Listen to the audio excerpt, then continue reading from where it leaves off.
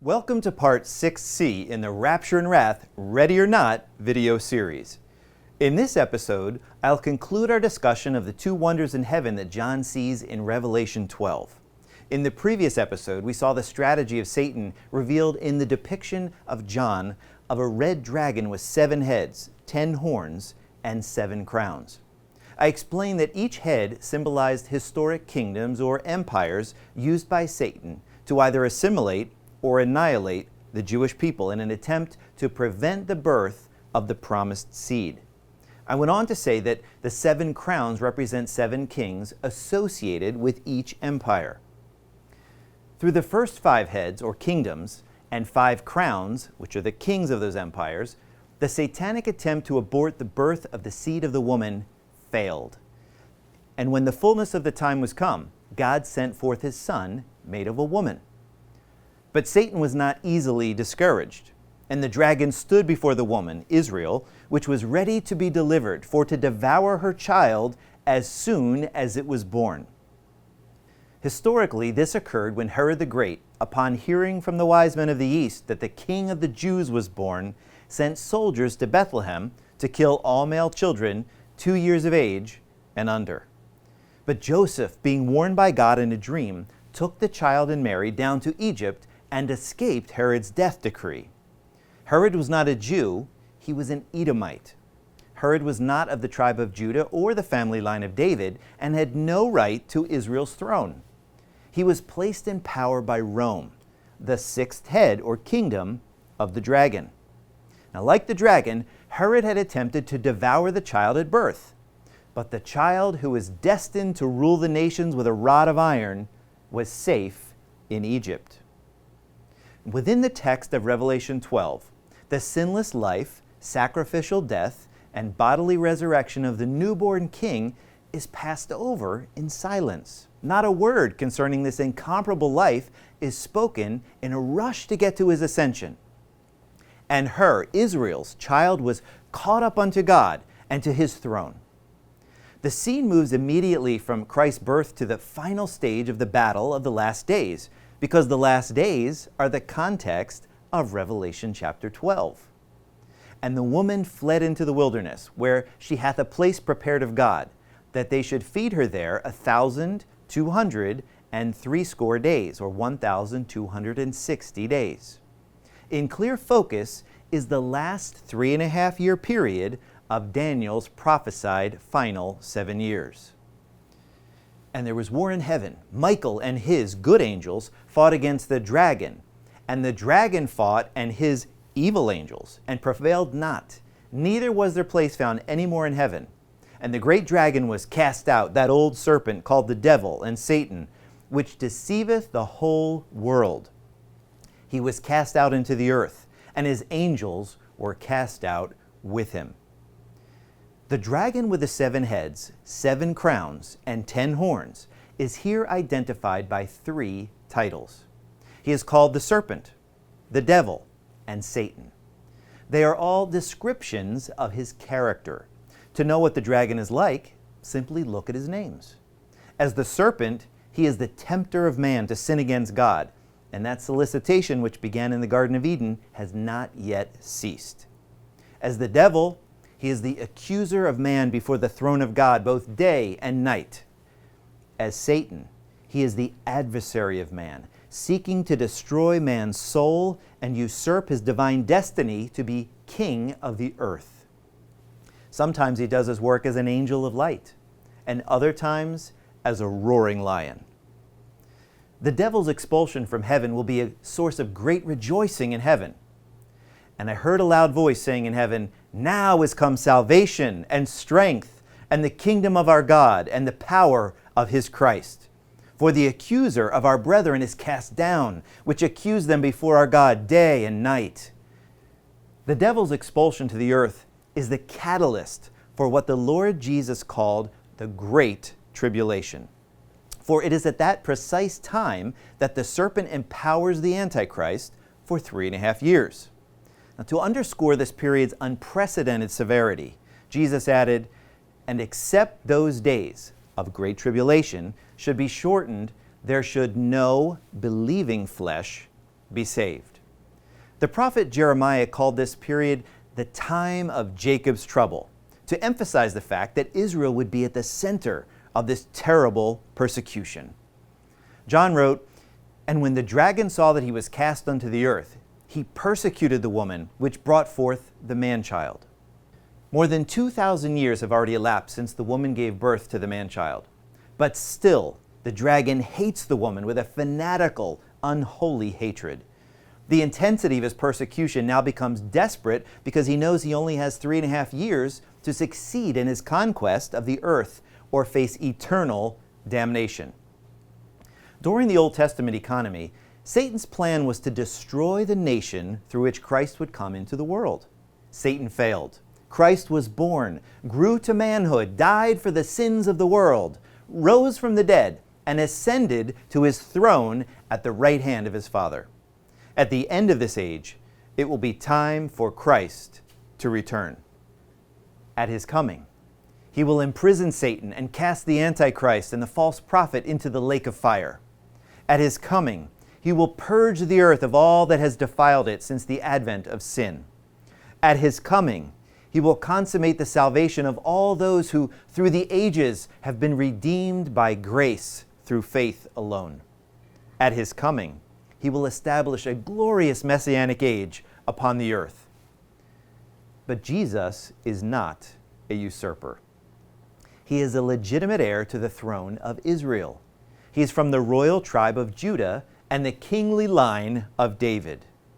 For Christ to return, there must be a nation called Israel, a capital called Jerusalem, and a people called Jews, who are literal descendants of Jacob and Israel.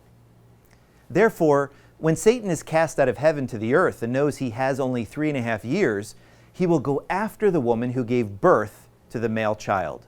His only hope will be to deceive the Jewish nation into worshiping him and taking the mark of the Antichrist. This is the abomination of desolation, to which the Lord referred with the accompanying warning to flee Jerusalem when this occurs. John's description of his vision continues. "And to the woman were given 2 wings of a great eagle, that she might fly into the wilderness, into her place, where she is nourished for a time and times and half a time, 3.5 years, from the face of the serpent." Now, the Bible doesn't tell us how many Jewish people will flee into the wilderness, but we do know that this Jewish remnant will be helped by God in some miraculous way during their flight to a place he has prepared for them in the wilderness. Their flight may be to the mountainous desert region of Petra in southern Jordan, or to nearby Basra. They will be pursued by the serpent. And the serpent cast out of his mouth water as a flood after the woman, that he might cause her to be carried away of the flood. Now, the imagery of a flood in pursuit of the woman may be understood at face value, or may be a depiction of an advancing army. If so, the army is seemingly being drawn into a trap. And the earth helped the woman, and the earth opened her mouth and swallowed up the flood which the dragon cast out of his mouth. Perhaps the earth will help the woman by one of the many earthquakes foretold for the end of days, but this is only speculation. How will the dragon respond to his inability to kill this remnant of Jewish believers who are being protected and provided for in the wilderness by the same God who provided for the 2 million Jews of the Exodus for 40 years? We see a clear answer in Revelation 12. "And the dragon was wroth with the woman, and went to make war with the remnant of her seed, which keep the commandments of God and have the testimony of Jesus Christ." The remnant of her seed will include all those Jews and Gentiles who reject the mark of the Antichrist and, like the patriarch Abraham, place their faith in the Son of God alone. In May 1948, Israel became a nation after almost 1,900 years of worldwide dispersion.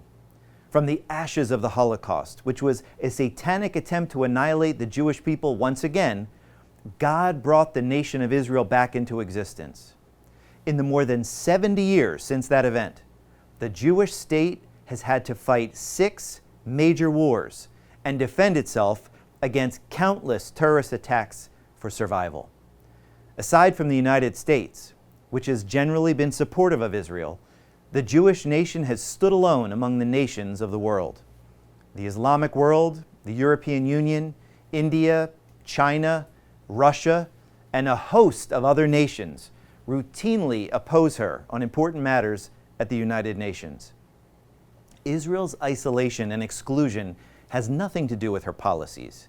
Though far from perfect, she has been one of the more ethical and upstanding democratic nations of the world, notwithstanding the gross misrepresentation of her in the media.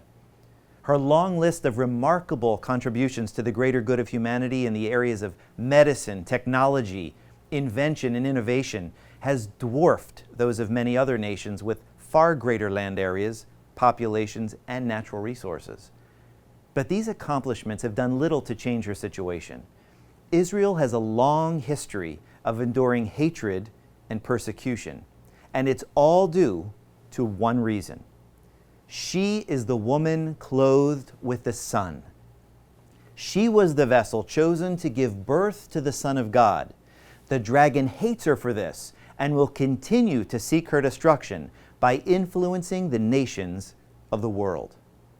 The dragon and his 7 world empires are in a spiritual war with Israel that has stretched across the centuries in a largely unseen and little understood conflict. In the final episode of this lopsided battle, the dragon and his 10 horns, the 10 nations who will give their power and authority to Satan's progeny, the Antichrist, they'll be on one side, and Israel will be on the other. From a human perspective, the outlook for the Jewish nation seems dire, and the prospect of Satan's victory seems certain. But things are not what they seem. The dragon and his hordes don't stand a chance of winning the war against the faithful remnant of Israel. The God of Abraham, Isaac, and Jacob is a sovereign, all-powerful, covenant-keeping God who will not abandon his chosen people in their time of greatest need. The Son of God, Jesus Christ, is the Lion of the tribe of Judah, the root of David, and he alone is destined to rule the world from Jerusalem. In the end, he will crush the dragon's head. He will restore Israel to her place of glory among the nations of the world, and he will reign as the legitimate king of Israel, as King of all kings and Lord of all lords. Thank you for watching. In the next episode in this series, Part 7, we're introduced to another symbolic beast in Revelation 13. This one, according to John, rises from the sea. And though its grotesque features are familiar, possessing similarities to the great red dragon of chapter 12, it is nonetheless distinct. Deceptive and deadly, it will rise to power, deceive the nations, and persecute the faithful followers of the Most High God.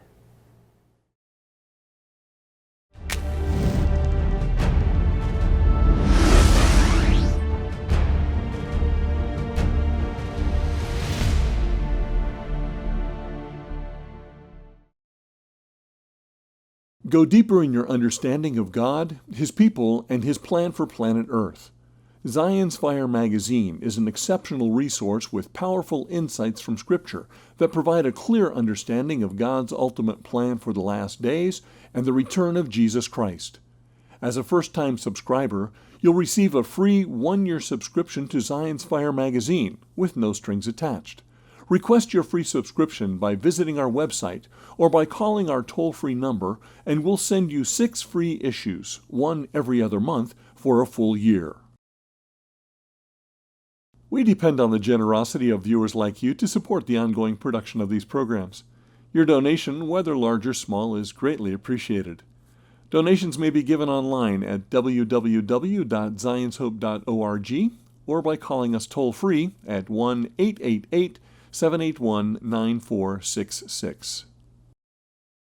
Stay informed and see the latest from Zion's Hope by liking us on Facebook, subscribing to our YouTube channel, and following us on Twitter.